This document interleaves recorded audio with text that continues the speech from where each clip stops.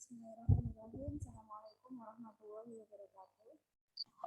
Waalaikumsalam warahmatullahi Waalaikumsalam warahmatullahi wabarakatuh. Selamat pagi, salam sejahtera untuk kita semuanya. Kembali lagi di mata kuliah ekonomi koperasi di minggu kedua kalau saudara berjumpa dengan saya. Kita masih menggunakan Zoom meeting karena kemungkinan nanti ada 1-2 pertemuan itu memang saudara akan kuliah mandiri, dalam artian saudara akan mengerjakan tugas dari saya, kemudian nanti itu sistemnya memang saudara tidak ketemu tatap muka dengan saya, dan nanti akan ada semacam presentasi singkat untuk memaparkan hasil dari pekerjaan saudara. Nah, untuk lebih jelasnya nanti akan saya jelaskan, insya Allah nanti minggu depan untuk tugasnya. Sekaligus ini akan menjadi tugas harian untuk saudara, karena di kelas ini itu kita belum ada tugas sama sekali ya. Saya nggak tahu di perkuliahan sebelumnya di Pak Hasan saudara ada tugas atau tidak. Sepertinya juga ada sih, tapi saya nggak tahu tugasnya banyak atau tidak. Semoga kalau dari saya itu tugas hariannya nanti cukup 1, itu pun nanti saya usahakan untuk kelompok, jadi nanti saudara tidak mengerjakan sendirian. Saudara akan terbagi menjadi beberapa kelompok, nanti dalam pengerjaannya akan lebih mudah ketika laporan tugas tersebut. Itu saya akan share screen untuk menghemat waktu, karena ini juga kita hanya 2 SKS saja.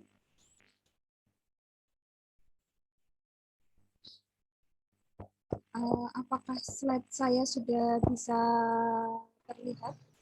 Sudah, Bu. Sudah, Bu. Baik, saya mulai. Di pembahasan kali ini kita akan membahas mengenai kewirausahaan koperasi, dan materi ini sebenarnya tidak terlalu susah ya, tidak terlalu susah. Kalau di minggu kemarin saudara sudah memahami terkait dengan manajemen koperasi, bagaimana mekanisme dari pengelolaan koperasi. Di situ ada 4 fungsi manajemen koperasi, yaitu POAC, ada planning, ada organizing, ada actuating, sama ada controlling. Nah, di masing-masing fungsi tersebut itu juga sudah punya jobdesk masing-masing, punya tugas dan wewenang masing-masing, punya tanggung jawab masing-masing, yang minggu kemarin saya minta ke saudara untuk memahami lebih lanjut terkait dengan masing-masing fungsi dari manajemen tersebut, karena slide-nya cukup banyak dan waktunya juga terbatas, sehingga tidak sempat kemarin saya jelaskan. Tapi semoga di masing-masing fungsi manajemen itu nanti saudara bisa memahami secara menyeluruh, karena itu yang nanti akan menjadi dasar dalam praktek perkoperasian, mulai dari merencanakan pendirian koperasi, kemudian merencanakan ADART, kemudian merencanakan keuangan, sampai kepada nanti ada organisasinya, sampai pada pengawasan yang nanti harus dilakukan oleh pengawas koperasi. Ada pengawas lingkup internal, ada pengawas lingkup eksternal, di mana di situ kalau lingkup internal berarti pengawas dari koperasi itu sendiri, karena salah satu susunan organisasi dari koperasi itu salah satunya adalah adanya pengawas. Sedangkan kalau pengawas dari eksternal itu misalnya ada auditor, kemudian ada pemerintah, ada lembaga yang lain.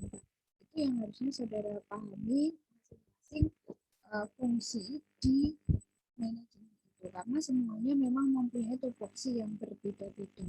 Nah, pada minggu ini kita sudah akan membahas materi baru terlepas dari manajemen koperasi, yang mana materi ini sebenarnya kalau saya bilang ini menjadi salah satu materi yang sebenarnya secara tidak langsung itu kita membahas Yang pertama itu adalah tentang kewirausahaan, kemudian yang kedua itu adalah tentang koperasi.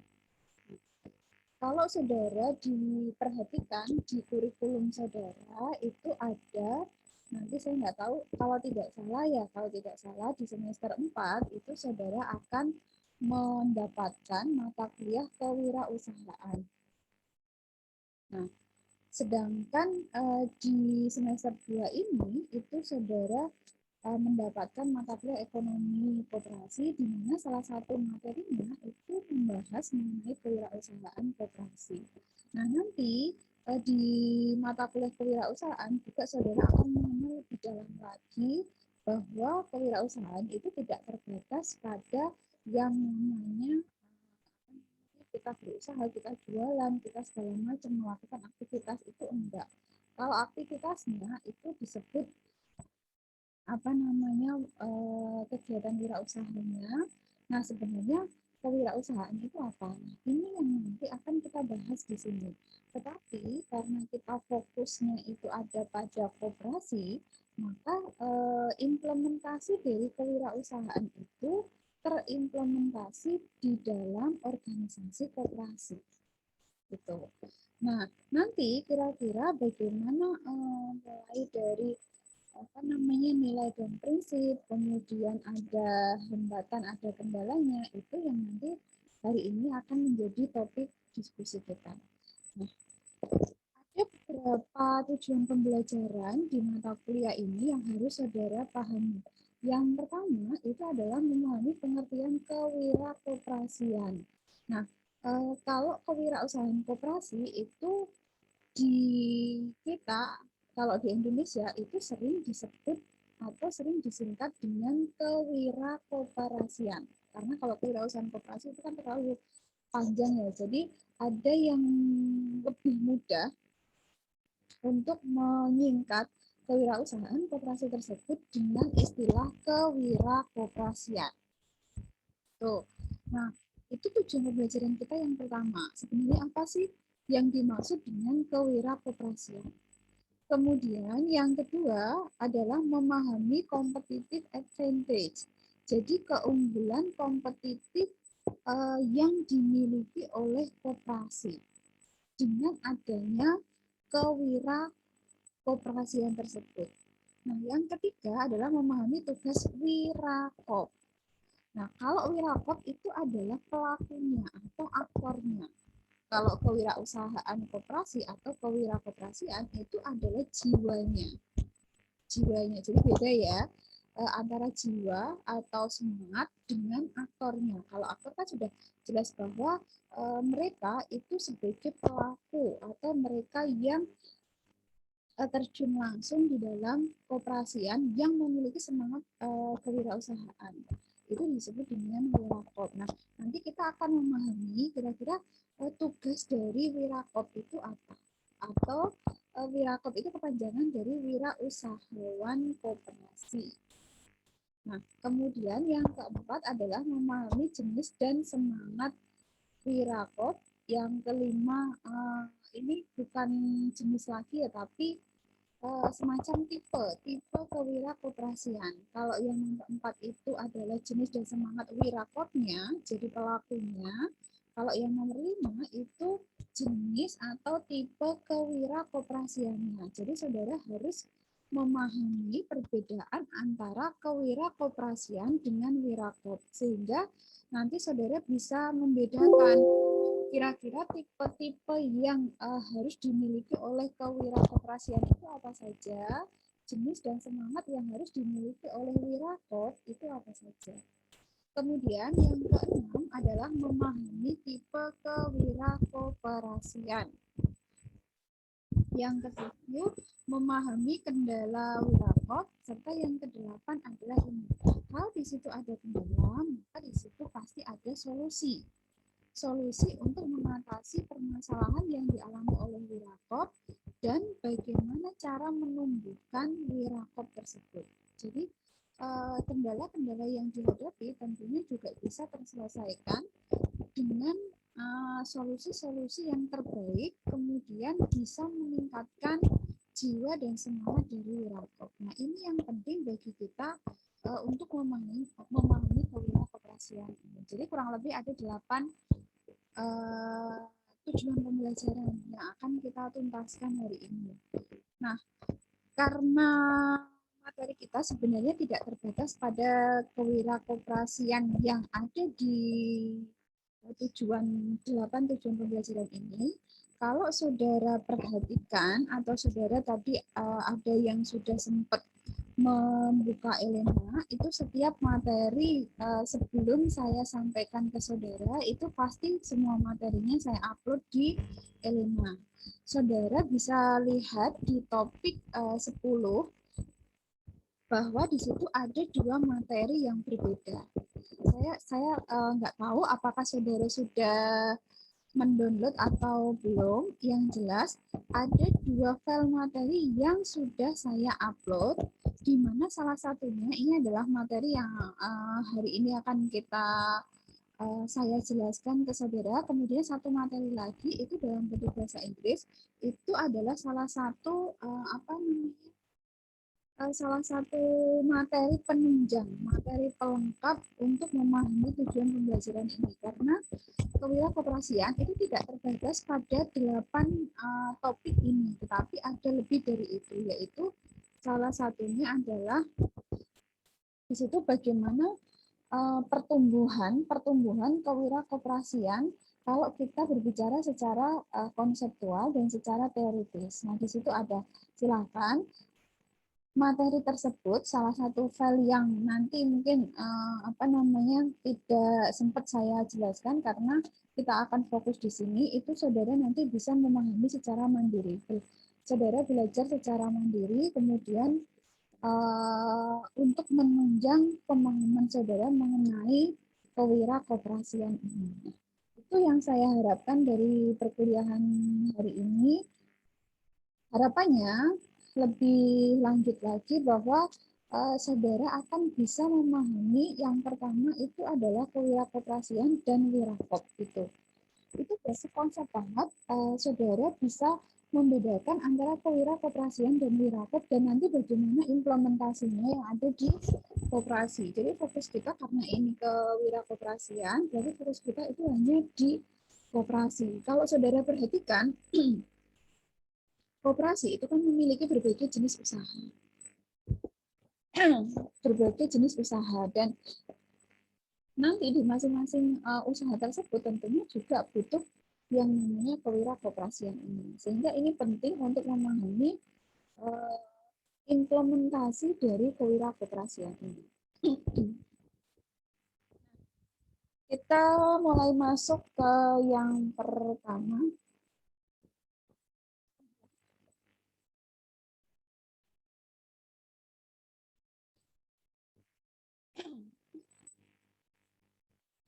Di sini ada sedikit slide-nya cukup sedikit ya, jadi semoga nanti bisa terselesaikan. Kalau tidak selesai juga akan kita lanjut di grup WA. Baik, yang pertama kita akan memahami mengenai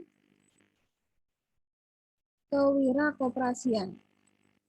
Apa sih yang dimaksud dengan kewirakoperasian? Kalau saudara perhatikan di situ bahwa kewirakoperasian itu adalah suatu sikap mental positif dalam berusaha secara kooperatif dengan mengambil prakarsa inovatif serta berani mengambil resiko dan berpegang teguh pada prinsip identitas koperasi dalam mewujudkan terpenuhinya kebutuhan nyata dan kesejahteraan bersama. Jadi yang dimaksud dengan kewirakoperasian itu adalah sebuah sikap ya. Kewirausahaan koperasi itu adalah sebuah sikap, bukan merupakan usaha jual beli itu bukan, tapi di sini lebih kepada sikap. Jadi yang namanya kewirausahaan itu adalah sebuah sikap mental positif dalam berusaha. Jadi kalau misalnya saudara punya sikap mental positif untuk melakukan segala sesuatu, menghasilkan sesuatu yang dimana di situ berdampak positif, maka sebenarnya saudara sedang melakukan kewirausahaan. Nah, karena di sini bidang yang menjadi topik bahasan itu adalah koperasi, maka di sini adalah sikap mental positif dalam berusaha secara kooperatif. Itu dengan mengambil prakarsa inovatif, artinya tidak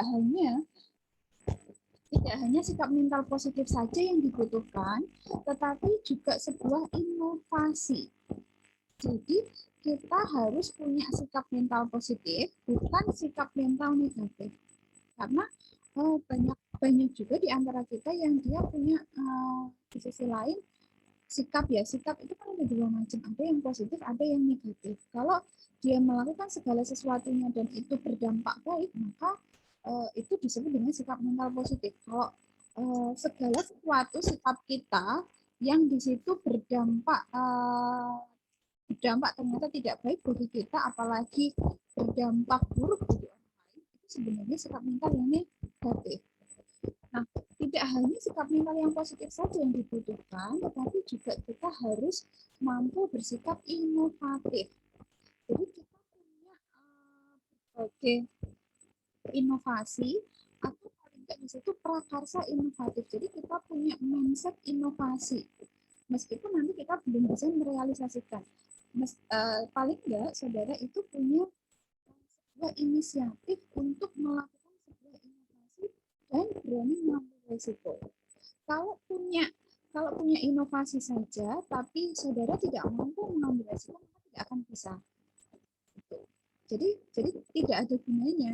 Kalau saudara punya inovasi, tapi juga di situ saudara berani untuk mengambil risiko, maka itulah yang dimaksud dengan kewirausahaan. Selain itu juga harus berpegang teguh pada prinsip identitas koperasi. Nah, ini yang menjadi titik penekanan bagi kita yang dimaksud dengan kewirausahaan itu. Jadi kita tidak hanya butuh sikap mental positif saja, kita tidak hanya harus bersikap inovatif, kita tidak hanya berani mengambil resiko, tetapi kita juga harus berpegang teguh pada prinsip koperasi. Di mana kalau saudara pahami salah satu prinsip koperasi itu adalah gotong royong dan kekeluargaan. Jadi percuma saudara bersikap positif, saudara punya inisiatif, saudara berani mengambil resiko, tetapi saudara tidak punya prinsip koperasi. Nah, hal ini kalau saudara sudah punya kesemuanya, maka hal itu bisa mewujudkan terpenuhinya kebutuhan nyata serta kesejahteraan bersama. Nah, tidak hanya kesejahteraan individual saja, tetapi juga kesejahteraan bersama. Karena ini yang menjadi salah satu prinsip koperasi, yaitu tujuan koperasi adalah mensejahterakan anggota. Jadi kalau ada salah satu anggota yang tidak sejahtera, maka koperasi itu tidak bisa mencapai tujuannya. Karena kesejahteraan setiap anggota itu menjadi hal yang penting untuk pengembangan koperasi. Nah, inilah konsep dasar dari kewirausahaan, bahwa sebuah sikap mental positif, ada inovatif, kemudian berani terhadap resiko, berpegang teguh pada prinsip identitas koperasi, sehingga nanti tujuannya itu bisa terpenuhinya kebutuhan serta kesejahteraan bersama. Nah, itu adalah konsepsi dari kewirausahaan koperasi. Nah, dari konsepsi kewirausahaan koperasi ini ada unsur penting yang perlu diperhatikan. Jadi dari definisi tersebut itu sebenarnya kita bisa mengambil 5 unsur atau 5 kata kunci yang penting untuk mendeskripsikan, untuk memahami sebenarnya apa sih kewirausahaan itu. Yang pertama adalah sikap mental positif. Itu sudah jelas ya. Kemudian yang kedua adalah prakarsa inovatif, yang ketiga keberanian mengambil resiko, yang keempat berpegang teguh pada prinsip koperasi, serta yang kelima itu adalah pemenuhan kebutuhan nyata. Jadi segala kebutuhan anggota itu harus terpenuhi apapun itu. Karena itu tujuan dari pembentukan koperasi.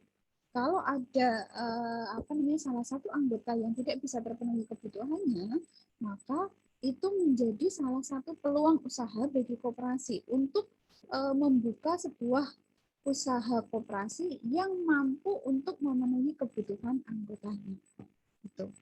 Nah, dari pengertian kewirausahaan koperasi, kita akan berlanjut pada competitive advantage pada koperasi. Jadi, kewirausahaan koperasi itu akan tercapai tujuannya. Tujuan koperasi itu akan tercapai jika kita punya competitive advantage atau keunggulan kompetitif. Nah, sebelum kita masuk ke competitive advantage, itu saudara harus saudara harus paham apa yang dimaksud dengan wirausaha koperasi. Jadi wirausaha koperasi atau yang disebut dengan wirakop itu adalah orang yang mempunyai kemampuan dan kemauan dalam inovasi dan mempunyai strategi bagi pengembangan koperasi. Kalau ini ya, perbedaannya kalau kewirakoperasian itu adalah sikapnya, jadi sikap yang ditunjukkan oleh wirakop. Jadi wirakop itu belum tentu mereka punya yang namanya kewirausahaan koperasi. Karena kalau wirakop di situ kan orangnya, pelakunya.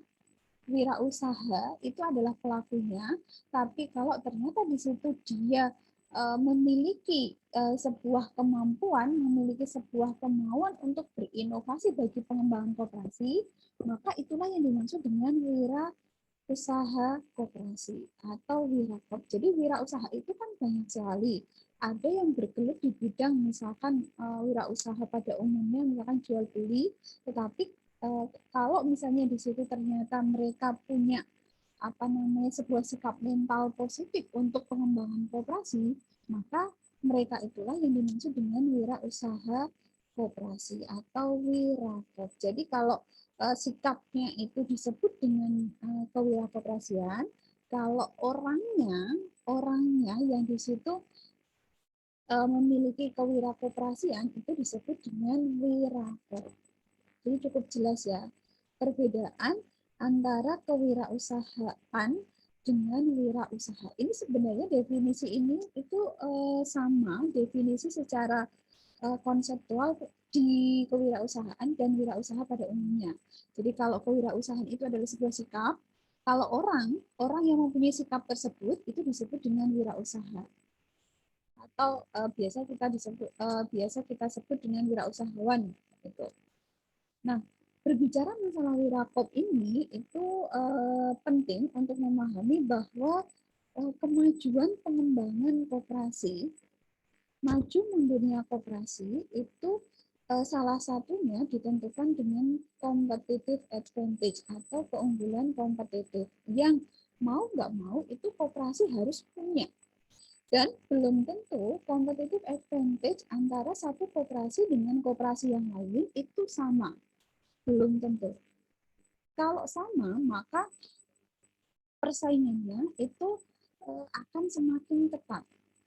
Tapi kalau ternyata koperasi tersebut memiliki competitive advantage yang berbeda antara koperasinya dengan koperasi yang lain, maka itu akan menjadi peluang bagi koperasi tersebut untuk pengembangan secara lebih lanjut dari koperasi tersebut. Karena setiap setiap koperasi itu harus mempunyai ciri khas ya, paling enggak ciri khas atau keunggulan yang harus ditonjolkan. Karena itulah yang nanti akan menjadi istilahnya senjata untuk bersaing di pasar persaingan sempurna. Karena koperasi itu kan pesaingnya bukan hanya koperasi saja. Antara koperasi satu dengan koperasi yang lain itu enggak, pesaingnya kan banyak. Jadi koperasi itu merupakan salah satu entitas bisnis, di mana di situ entitas bisnis itu koperasi bersaing dengan BUMN, koperasi juga bersaing dengan BUMS. Jadi kalau koperasi hanya bersaing dengan koperasinya sendiri itu terlalu kecil. Tetapi koperasi itu harus mampu bersaing dengan BUMN ataupun BUMS. Kalau misalnya contohnya ya, kalau saya ambil contoh koperasi simpan pinjam, maka koperasi itu harus bersaing dengan koperasi simpan pinjam yang lain koperasi itu harus bersaing dengan lembaga keuangan yang dimiliki oleh BUMN, koperasi itu juga harus bersaing dengan lembaga keuangan yang dimiliki oleh BUMS, apalagi untuk jenis koperasi konsumsi. Presiden nomor 1 kesini secara yang berarti ini juga loh. Alisa kenapa mau tanya kah? Alisa mau tanya atau bagaimana? Karena tadi sempat mengaktifkan mikrofonnya. Mohon maaf tidak, Bu. Tidak. Oke, suara saya masih terdengar ya? Masih, Bu. Masih, Bu. Baik, saya lanjutkan. Nah, kalau di competitive advantage dalam koperasi itu dapat diperoleh melalui yang pertama adalah strategic asset, kemudian yang kedua adalah reputasi. Ini penting kalau kita memahami competitive advantage. Yang pertama itu adalah kita bisa mengunggulkan yang pertama strategic asset atau strategi dalam hal ini berarti aset-aset yang dimiliki oleh koperasi. Nah, aset-aset itu apa saja? Yaitu aset yang bisa berwujud benda bergerak, karena aset itu kan harta ya. Kalau kita berbicara masalah akuntansi, saudara sudah dapat mata kuliah pengantar akuntansi, aset itu adalah masuk ke dalam akunnya harta. Jadi ada, kalau di istilah akuntansi, pengantar akuntansi itu kan ada harta, ada utang, ada modal, ada pendapatan, dan ada beban. Aset itu kan yang dimaksud adalah di situ harta. Nah, yang harta itu juga bentuknya kan macam-macam. Ada harta yang tidak bergerak, ada harta yang bergerak.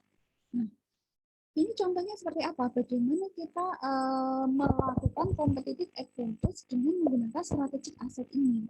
Contohnya adalah misalkan koperasi itu memiliki, biasanya kan kalau koperasi pasti punya yang namanya bangunan fisik ya, atau kantor lah istilahnya. Kalau koperasi yang sudah berdiri agak lama itu kan pasti punya yang namanya office atau di situ bangunan untuk melakukan kegiatan operasional dari proses-proses koperasi itu. Nah, kalau misalkan ternyata mereka punya semacam bangunan gedung, kemudian di situ ada salah satu misalnya keputusan di mana ketika memilih sebuah bangunan kantor untuk melakukan kegiatan operasional koperasi, maka di situ kita harus melakukan yang namanya strategic asset. Yaitu caranya dengan apa? Kalau kita mau mendirikan koperasi atau yang koperasi sudah berdiri lama, itu harus memang benar-benar diperlihatkan apakah bangunan yang mereka miliki, karena kalau bangunan itu kan menjadi salah satu harta yang tidak bergerak ya, harta yang tidak bergerak yang nilainya itu setiap tahun pasti dia akan mengalami peningkatan. Nah, ini juga harus dipahami. Jadi kalau koperasi itu punya kantor atau punya bangunan yang lokasinya itu di kawasan yang mudah dijangkau oleh nasabah atau oleh konsumen, maka itu akan menjadi salah satu keunggulan kompetitif. Jadi jangan membangun koperasi yang di situ susah untuk dijangkau. Tidak hanya dijangkau oleh konsumen, tetapi juga fasilitas-fasilitas lain, misalnya ada transportasi, kemudian akses ke ke jalan raya dan lain sebagainya. Itu juga harus diperhatikan. Jadi penentuan lokasi, penentuan bangunan itu juga penting.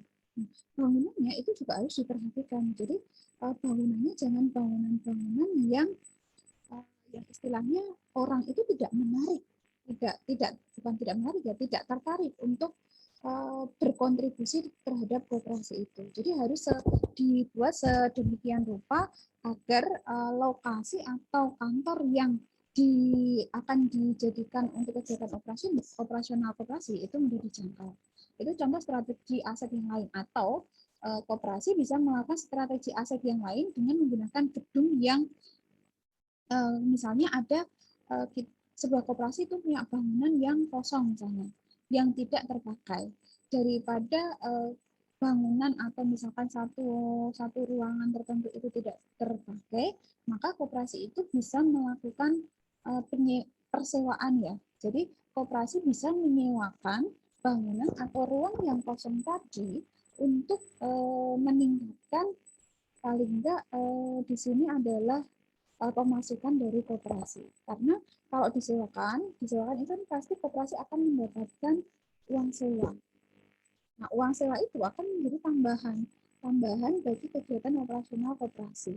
Itu sebenarnya itu bisa dilakukan untuk mengantisipasi, karena kalau hanya diangburkan saja, kalau hanya dibiarkan saja, sebenarnya apa namanya, ruangan tersebut juga tidak bernilai guna ya, tidak bernilai guna meskipun kalau dijual pun, misalnya dijual pun tetap nilainya juga akan benar, tapi kalau misalnya disewakan, itu kan kita juga tetap bisa mendapatkan keuntungan, tidak hanya keuntungan sewa saja, tetapi juga semakin tahun nilai dari bangunan itu juga akan semakin tinggi.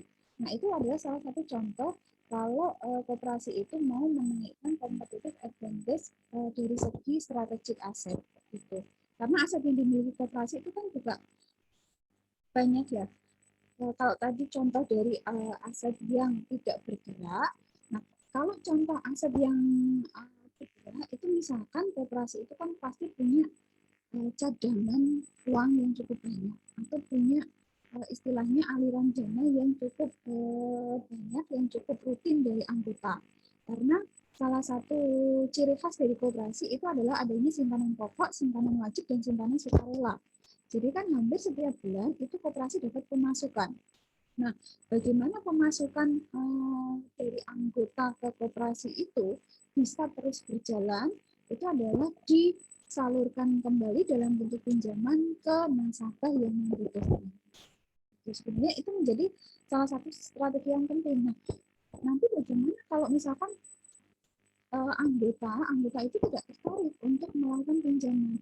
Ya, koperasi itu harus melakukan berbagai strategi. Contohnya itu adalah dengan menurunkan suku bunga pinjaman. Nah, kalau menurunkan suku bunga pinjaman bagi nasabah, di mana suku pinjamannya itu misalkan nanti bisa bersaing dengan koperasi yang lain, ini pada khususnya ya, pasti juga nasabah itu akan tertarik, oh ternyata di koperasi tersebut itu tingkat suku bunga pinjamannya itu jauh lebih kecil, tetapi justru sebaliknya tingkat suku bunga untuk simpanan itu besar. Jadi salah satu strategi aset yang bisa digunakan untuk meningkatkan competitive advantage koperasi. Kemudian yang kedua di situ ada reputasi. Nah, ini juga penting bagi koperasi untuk mempertahankan citra baik. Kalau di situ koperasinya sudah punya citra yang bagus. Tapi kalau koperasi yang masih awal-awal berdiri, ini penting untuk membuat branding ya istilahnya. Untuk membuat branding, untuk membuat benchmarking agar koperasi itu bisa diterima oleh masyarakat. Atau kalau yang koperasinya sudah berdiri lama adalah agar koperasi tersebut itu tetap bisa nasabahnya atau konsumennya itu tetap bisa loyal terhadap koperasi itu. Jadi reputasi itu penting. Jangan sampai reputasi yang sudah ada, citra baik yang sudah ada itu hancur gara-gara satu atau dua orang saja yang di situ adalah bagian dari koperasi. Karena sekarang itu kasusnya sangat banyak sekali.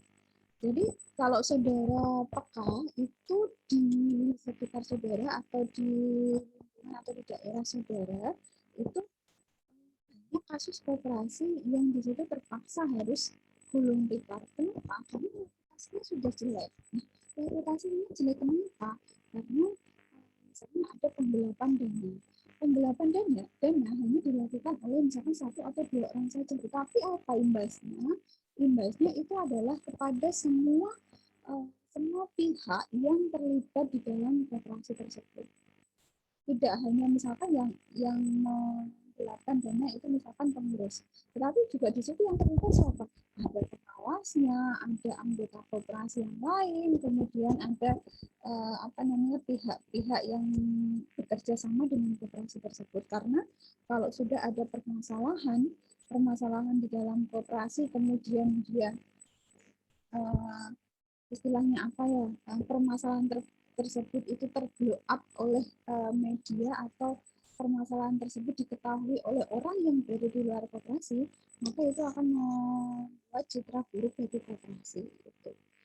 Nah, peranan dari Wirakop itu dalam menciptakan inovasi akan lebih dominan dalam menciptakan competitive advantage. Artinya bahwa di sini peran dari Wirakop itu sangat banget dibutuhkan untuk meningkatkan competitive advantage dengan melakukan berbagai inovasi.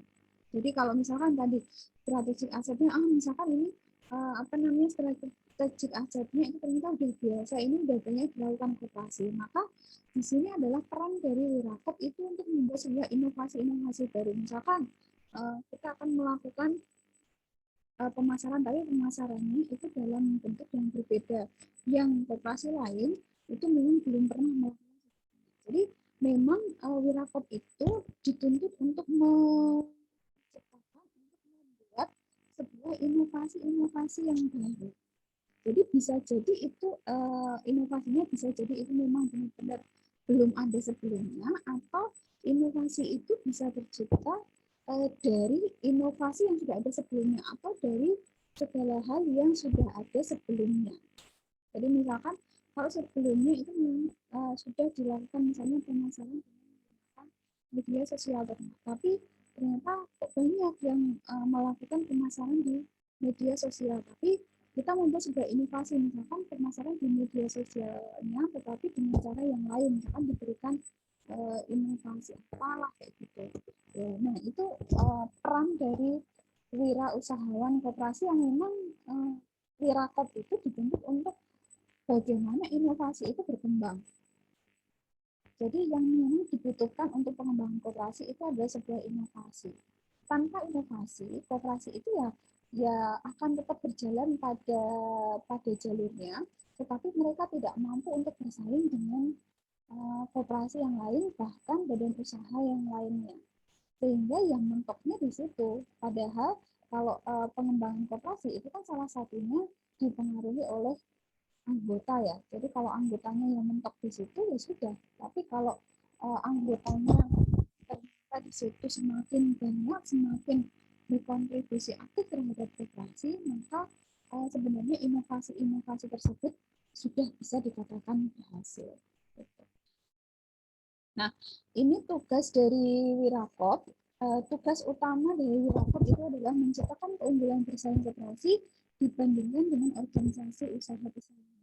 Jelas bahwa ini tugas utama yang mau nggak mau itu harus dijalankan, tidak hanya bersaing dengan koperasi, tetapi juga harus bersaing dengan badan usaha yang lain. Kalau BUMN misalkan kalau koperasinya jenisnya itu adalah koperasi simpan pinjam, berarti harus bersaing dengan lembaga keuangan simpan pinjam, misalkan di situ ada bank BRI, ada bank Mandiri. Tetapi kalau dari swasta itu kalau perbankan ya itu kan sekarang banyak banget, ada kemudian ada Hana Bank, ada Panin Bank, dan lain sebagainya. Nah, ini yang harus koperasi pahami, bagaimana seorang Wirakop ini itu harus mampu menciptakan sebuah keunggulan bersaing. Karena ini kita persaingannya bukan persaingan antara satu pembeli saja atau dengan satu penjual saja, itu enggak masalah ya. Tetapi kita berada koperasi ini berada di pasar persaingan sempurna, di mana penjualnya itu banyak banget, penjual yang sejenis itu banyak banget, kemudian pembelinya itu juga banyak banget. Jadi konsekuensi yang harus diterima oleh koperasi ketika mereka berada di pasar persaingan sempurna itu, bagaimana tugas dari Wirakop ini itu tetap terlaksana dengan baik untuk pengembangan koperasi. Nah, keunggulan koperasi itu juga dapat diperoleh melalui yang pertama, menunjukkan koperasi sebagai penguasa yang kuat di pasar. Jadi koperasi itu harus punya bargaining position yang kuat di pasar. paling enggak kedudukan koperasi ini itu ya ya semacam punya apa namanya, paling enggak itu bisa diterima oleh masyarakat. Itu sudah ya minimal lah ya, itu sudah usaha yang paling minimal. Tetapi bagaimana tidak hanya di situ punya apa namanya, punya hati, istilahnya hati di masyarakat, tetapi juga punya kekuasaan di pasar. Itu yang pertama. Kemudian yang kedua adalah kemampuan mereduksi biaya transaksi atau mengurangi biaya transaksi.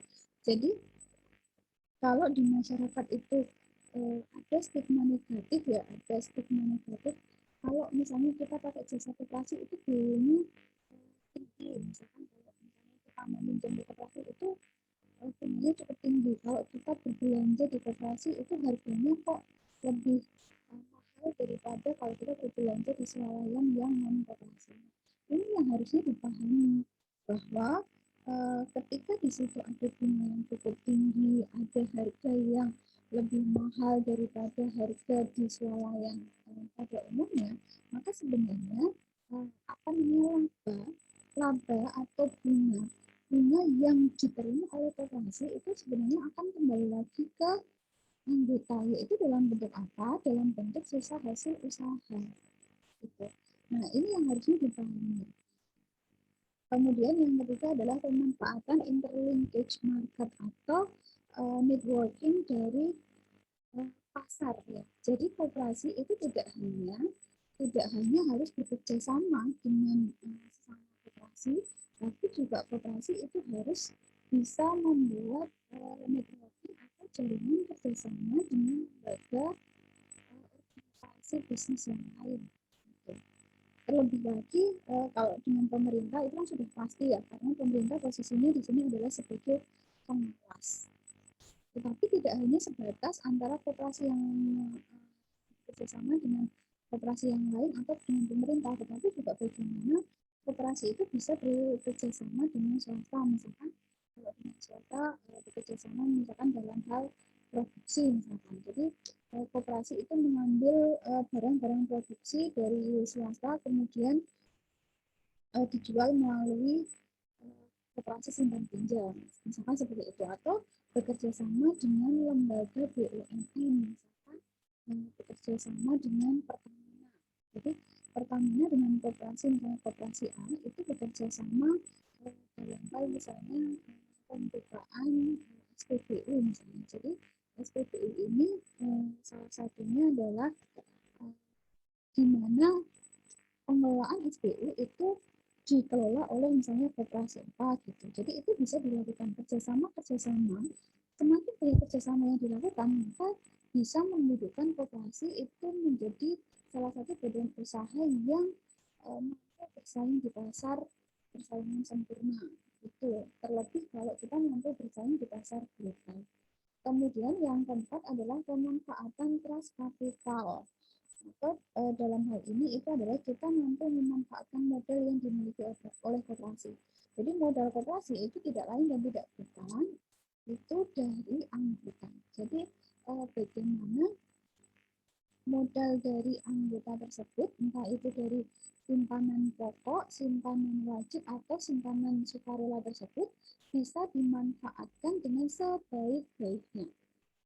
Itu karena kalau misalkan modal atau simpanan yang dibayarkan oleh anggota ke koperasi itu hanya diendapkan saja tanpa dimanfaatkan lebih lanjut, itu juga tidak akan menghasilkan laba bagi koperasi. Nah, yang kelima adalah pengendalian ketidakpastian. Kalau kita berbicara masalah ketidakpastian, itu setiap badan usaha itu pasti mengalami yang namanya ketidakpastian atau uncertainty, ya. Jadi segala ketidakpastian kita kan nggak tahu. Misalnya besok itu seperti apa, minggu depan itu apakah koperasi ini itu mampu bertahan, kan kita nggak tahu karena perilaku orang, sikap orang itu setiap hari juga kadang-kadang kita juga berbeda, ya kan. Misalkan ada anggota yang mungkin pada periode ini dia baik banget, setorannya rutin, kemudian kontribusi di koperasinya juga bagus, akan tetapi kan kita nggak tahu misalkan bulan depan ternyata kok setorannya macet, kemudian kok dia sudah tidak berbelanja di koperasi dan lain sebagainya. Jadi segala ketidakpastian entah itu yang berasal dari anggota maupun yang berasal dari luar koperasi itu misalkan resiko ekonomi yang misalkan saat ini terjadi itu adalah COVID-19 kan itu merupakan suatu ketidakpastian. Jadi bagaimana koperasi itu mampu untuk mengendalikan ketidakpastian tersebut dengan berbagai kebijakan yang pas untuk tetap mempertahankan eksistensi dari koperasi. Kemudian yang keenam adalah penciptaan inovasi lagi bahwa Wirakop itu memang harus dituntut untuk terus berinovasi. Jadi tanpa inovasi ya istilahnya inovasi itu sudah menjadi kebutuhan pokok ya. Jadi setiap hari itu yang harus dipikirkan adalah inovasi. Inovasi tidak hanya untuk untuk anggota koperasi, tetapi juga inovasi untuk menarik calon anggota. Yang terpenting. Kemudian yang ketujuh adalah pengembangan manfaat partisipasi. Kalau partisipasi ini berarti kaitannya dengan bagaimana partisipasi dari anggota itu anggota tetap loyal kepada koperasi, tidak beralih ke bisnis yang lain atau tidak beralih bahkan pindah ke anggota sendiri. Jadi bagaimana manfaat dari partisipasi ini tetap bisa dikembangkan. Jadi koperasi itu tetap bisa meyakinkan anggota bahwa ketika anggota itu tetap stay di koperasi, maka berbagai manfaat itu bisa diperoleh. Tidak hanya S1, tetapi juga manfaat-manfaat yang lainnya. Di mana pemenuhan kebutuhannya itu bisa tercukupi ketika anggota itu tetap bertahan di koperasi atau bahkan ketika calon anggota itu bisa terpenuhi kebutuhannya melalui koperasi tersebut. Nah, itu untuk keunggulan koperasi dan tugas Wirakop. Sampai sini ada pertanyaan sebelum kita lanjutkan ke slide berikutnya. Nanti ada tidak? Oke. Kalau tidak ada, nah ini jiwa dan semangat wirausaha koperasi. Nah, kalau kita berbicara masalah Wirakop ya, Wirakop itu kan orangnya, jadi orang yang memiliki kemampuan dan kemauan untuk berinovasi dalam pengembangan koperasi. Nah, ciri-ciri dari Wirakop itu yang pertama adalah mempunyai kepercayaan yang kuat pada diri sendiri. Artinya bahwa seorang Wirakop itu harus pede. Jadi apapun kegiatan, apapun usaha yang dia lakukan pada saat itu, maka dia harus kuat. Jadi dia harus percaya bahwa usahanya itu mampu untuk membuahkan hasil yang positif. Kemudian yang kedua, berorientasi pada tugas dan hasil yang didorong oleh kebutuhan untuk berprestasi. Jadi tidak hanya tugas saja yang harus diselesaikan, tetapi juga hasil yang di situ didorong oleh kebutuhan untuk berprestasi. Jadi bagaimana mereka tidak hanya menyelesaikan tugas saja, tetapi tugas tersebut juga diselesaikan dengan bagus. Terlebih lagi kalau tugas tersebut memang layak untuk diberikan sebuah prestasi. Nah, ciri yang ketiga adalah mempunyai kemampuan dalam mengambil resiko. Lagi-lagi bahwa kalau saudara tidak istilahnya saudara takut pada segala hal, takut pada ketidakpastian, takut pada resiko-resiko yang sebenarnya belum tentu itu akan terjadi. Nah, ini yang tidak istilahnya saudara itu berarti tidak memiliki jiwa koperasi. Padahal yang namanya Wirakop itu mempunyai kemampuan dalam mengambil resiko apapun, entah itu resiko yang diprediksi misalkan resikonya akan kecil ataupun resikonya yang nanti ternyata resikonya cukup besar. Jadi resiko apapun yang di situ nanti akan terjadi, kan kita nggak tahu apa yang nanti akan terjadi. Paling nggak Wirakop ini bisa memprediksi kira-kira resikonya itu akan berdampak kecil atau akan berdampak besar bagi koperasi. Dan yang namanya Wirakop itu berani mengambil resiko apapun resikonya, maka mereka siap untuk menanggung resiko tersebut. Nah, yang keempat adalah mempunyai jiwa leadership atau kepemimpinan. Ini penting. Jadi kita tidak hanya bertindak sebagai misalnya bos saja ya. Kalau bos itu kan memerintah sini, kamu mengerjakan ini, bagian ini enggak. Tetapi yang namanya wirausaha itu punya jiwa leadership. Jadi leadership itu tidak hanya mereka memerintah saja, tetapi juga mereka memberikan contoh. Jadi memerintah iya, tetapi juga disertai dengan contoh. Contoh perilaku, oh seharusnya saudara itu seperti ini contohnya, kayak gitu. Dan mampu mengayomi bawahan-bawahannya. Karena kalau koperasi itu kan pemegang keputusan tertinggi itu ada di rapat anggota. Jadi kalau misalnya seorang pimpinan koperasi itu tidak mampu untuk di bawahannya, maka itu juga tidak bisa. Kemudian yang kelima, berjiwa inovatif. Ini jelas bahwa kita setiap hari dituntut untuk selalu berinovasi, menciptakan sebuah inovasi baru. Kemudian yang keenam itu adalah berorientasi ke masa depan. Jadi yang berorientasi ke masa depan ini, yang pertama adalah kan kita nggak tahu ini yang namanya masa depan itu kan. Tapi bagaimana kita itu punya visi, kita punya misi, kita punya tujuan. Koperasi itu kan tujuannya sudah jelas ya. Jadi memenuhi kebutuhan anggota dan kesejahteraan anggota atau kesejahteraan bersama.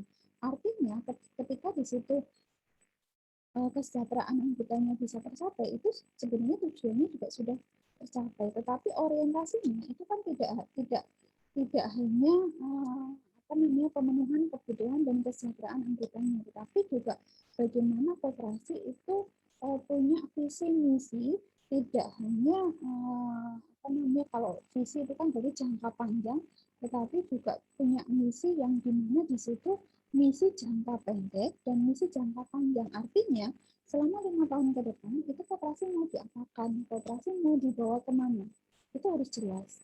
Nah, kalau misalnya 5 tahun ke depan itu kan jangka pendek. Misalkan kalau jangka panjang selama 10 tahun ke depan itu koperasi ini akan dibuat koperasi seperti apa? Apakah akan stuck di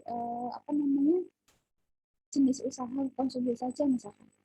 Apakah misalnya kalau orientasi ke 10 tahun mendatang, berarti jangka panjang misalnya kita harus mampu membuka berbagai jenis usaha koperasi, tidak hanya koperasi konsumsi, tetapi juga koperasi simpan pinjam. Dan selain itu ada koperasi, misalnya ada koperasi produksi, ada koperasi misalkan ada koperasi pertanian. Jadi perluasan usaha koperasi itu sangat memungkinkan. Jadi itu adalah orientasi yang harusnya dimiliki oleh wira koperasi. Nah, oke, sampai sini karena waktunya juga sudah habis. Ini kita baru slide ke-6, kita masih ada 6 slide lagi yang belum saya jelaskan. Mungkin di sela-sela tadi saudara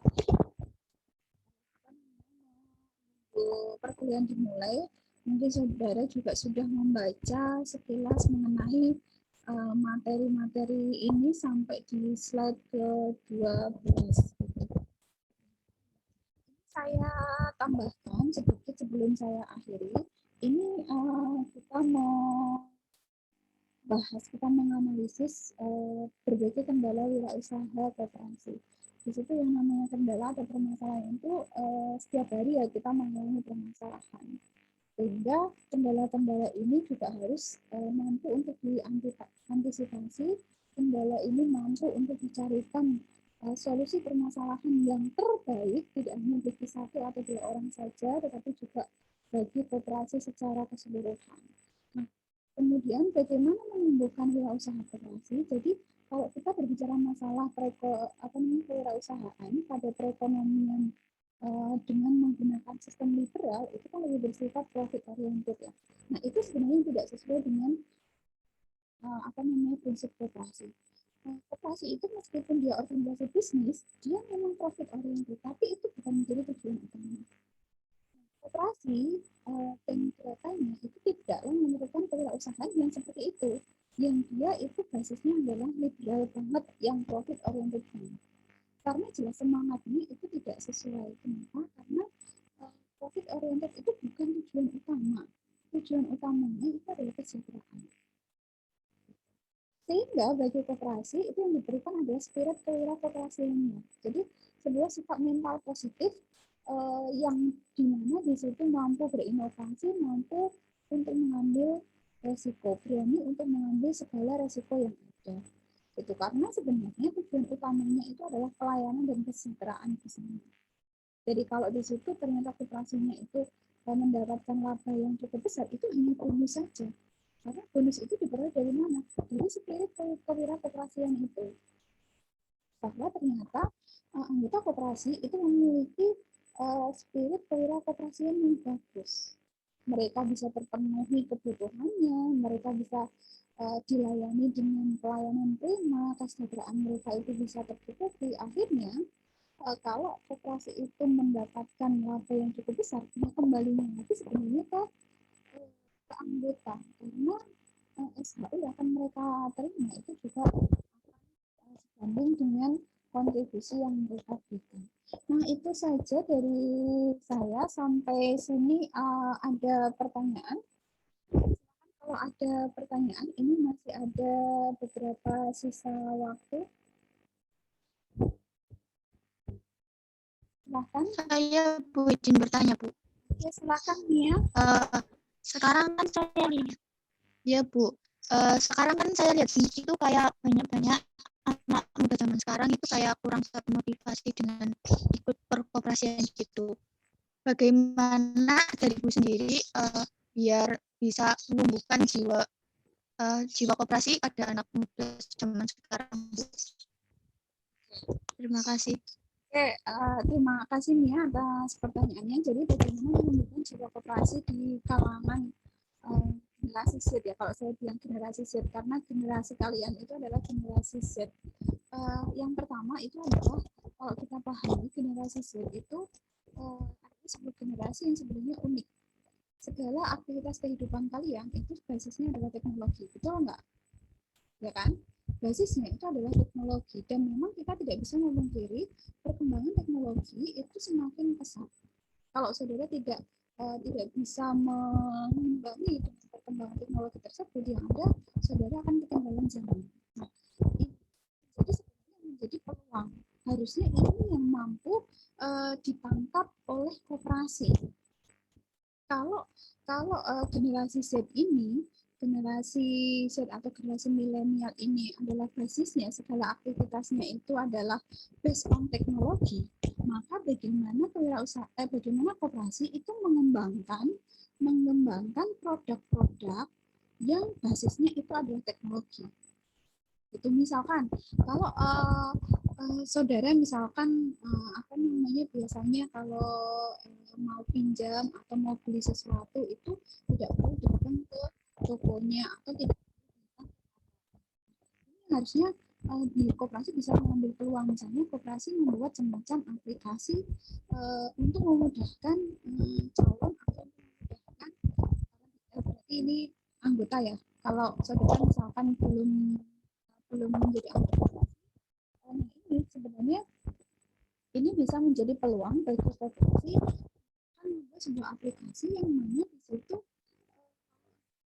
konsumen itu tidak perlu datang ke koperasi. Misalnya kalau kita mau kita mau pinjam, jadi saudara tidak perlu datang saat koperasi, sudah itu efisien sekali. Atau ketika saudara mau berbelanja, jadi tidak perlu ke koperasi. Misalkan berbelanja kebutuhan pokok itu tidak perlu ke koperasi, tetapi saudara cukup misalkan melalui aplikasi atau by telepon, nanti barang-barang yang saudara beli itu bisa diantar ke koperasi. Sebenarnya ini yang harusnya dipahami oleh koperasi, karena koperasi ini kalau kita bicara masalah koperasi itu sebenarnya jumlahnya cukup banyak. Setiap tahun itu jumlah koperasi itu semakin bertambah, tetapi juga diimbangi dengan koperasi yang tutup atau gulung tikar karena mereka tidak mengembangi perkembangan zaman yang ada. Jadi kalau kita koperasi itu kan masih banyak koperasi-koperasi Indonesia itu yang masih konvensional. Biasanya kalau koperasi yang masih menggunakan sistem tersebut yang konvensional tersebut berarti itu adalah koperasi-koperasi yang saya perhatikan koperasi yang perkembangannya tidak terlalu signifikan. Tetapi coba kalau saudara perhatikan koperasi-koperasi yang sudah besar itu memang perkembangan istilahnya adaptasi terhadap teknologi kan cepat banget. Jadi salah satu cara untuk menumbuhkan jiwa koperasinya paling enggak generasi muda saat ini untuk lebih bisa aware terhadap koperasi yaitu dengan cara ini harus dari sisi koperasinya, dari internal koperasinya. Karena kalau dari internal koperasinya ini tidak ada inovasi ya tidak bisa. Itu salah satu cara. Jadi cara yang dari sisi koperasi, sedangkan cara yang dari sisi individual si remajanya atau generasi Z, jadi orangnya itu berarti edukasi ya, ini penting sekali, edukasi terhadap koperasi itu memang kalau menurut saya ini masih sangat kurang, meskipun sebenarnya pemerintah itu ada lembaga tersendiri, ada Kementerian Ekonomi Kreatif di mana salah satunya di situ membawahi terkait dengan perkembangan koperasi. Nah, ini yang harusnya dilakukan oleh pemerintah dan terutama individu bahwa koperasi ini bukan sesuatu yang tabu kok. Koperasi ini sebenarnya kalau kita pahami lebih lanjut itu prinsip-prinsip yang ada di dalam koperasi itu sebenarnya prinsip-prinsip yang itu menjadi akar dari Indonesia itu. Salah satunya itu adalah gotong royong. Jadi semangat gotong royong itu adalah jiwanya Indonesia, ya kan? Segala sesuatunya itu pokoknya gotong royong. Nah sebenarnya kalau dipahami di koperasi itu juga salah satu ciri dari sebuah organisasi keindonesiaan banget. Karena di sini semangat gotong royongnya itu cukup tinggi. Nah, ini yang harusnya dipahami. Jadi edukasi itu penting. Edukasi kan tidak, kalau kita mau edukasi kan tidak hanya kita pasrah kita menerima edukasi dari orang lain, tetapi bagaimana kita itu sebagai individu, kita sebagai generasi Z itu kita harus aktif. Kalau sekarang eranya kalau saudara hanya diam saja, hanya menerima dari orang lain, ya saudara tidak akan berkembang. Tetapi kalau saudara belajar sendiri, kemudian saudara mengeksplor apa yang ingin saudara lakukan, mengeksplor segala sesuatu yang ada di sekitar saudara, itu sebenarnya yang bagus untuk pengembangan skill dan untuk pengembangan karakter saudara. Nah, itu jawabannya Mia. Silakan kalau ada pertanyaan lagi. Ada lagi tidak? Sudah? Cukup? Oke. Karena waktunya sudah apa, Mia? Mikrofonnya dimatiin. Mungkin mikrofonnya masih mati atau? Jadi saya cukup, terima kasih. Oh, oke. Baik, itu saja dari saya. Nanti ini sekalian kayaknya semuanya datang ya. Bentar saya cek si kadunya dulu, mulangnya. Biar ini yang join, jadi ada berapa orang? 41 kalau nggak salah tadi. Ini sekalian saya akhiri untuk perkuliahan hari ini. Nggak mau.